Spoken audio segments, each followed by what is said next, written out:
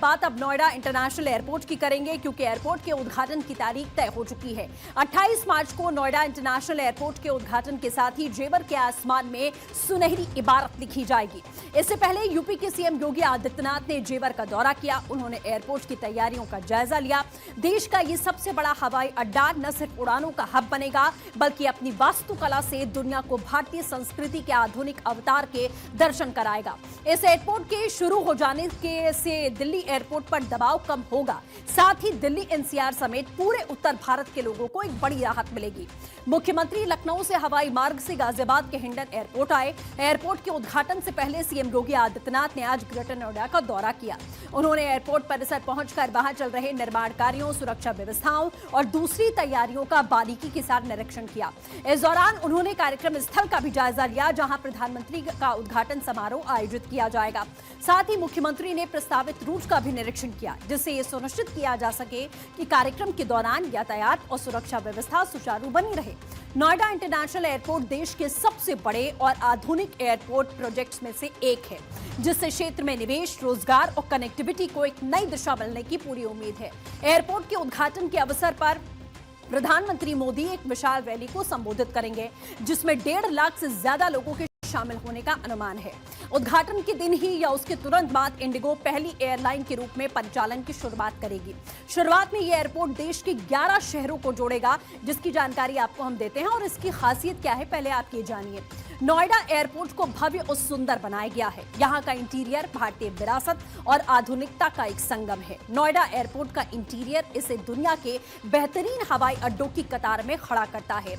Airport के प्रवेश द्वार यानी कि फोर कोर्ट को वाराणसी और हरिद्वार की घाटों की तर्ज पर सीढ़ी नुमा बनाया गया है। टर्मिनल के भीतर एक सेंट्रल कोर्टयार्ड है, जो कि भारतीय हवेली वास्तुकला से प्रेरित है। ये प्राकृतिक रोशनी और ताजी हवा को अंदर लाने में मदद करता है। टर्मिनल की छत सफेद और पारभासी है, जो बहती नदी जैसी दिखती है।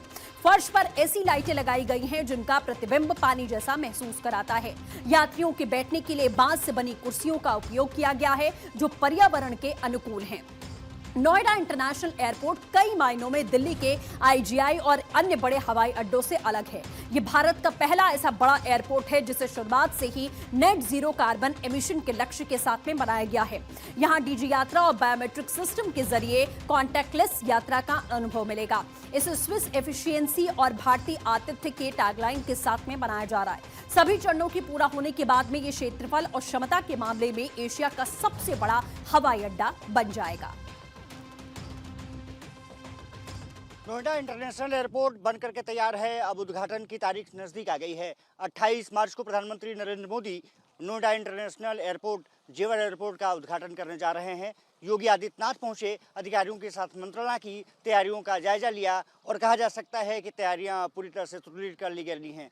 कहा जा सकता है कि अब जेवर एयरपोर्ट उड़ान भरने के लिए तैयार है। व्यावसायिक गतिविधियां यहां से अब सक्रिय हो पाएंगी। सबसे बड़ी बात यह है कि जो एयरपोर्ट अथॉरिटी ऑफ इंडिया का एक नियम है, 150 किलोमीटर में कोई दूसरा एयरपोर्ट नहीं बन सकता है, वो दूरियां भी खत्म हो गई। 61 किलोमीटर इंदिरा गांधी अंतर्राष्ट्रीय एयरपोर्ट से इसकी दूरी है और अब उड़ान भरने के लिए तैयार है।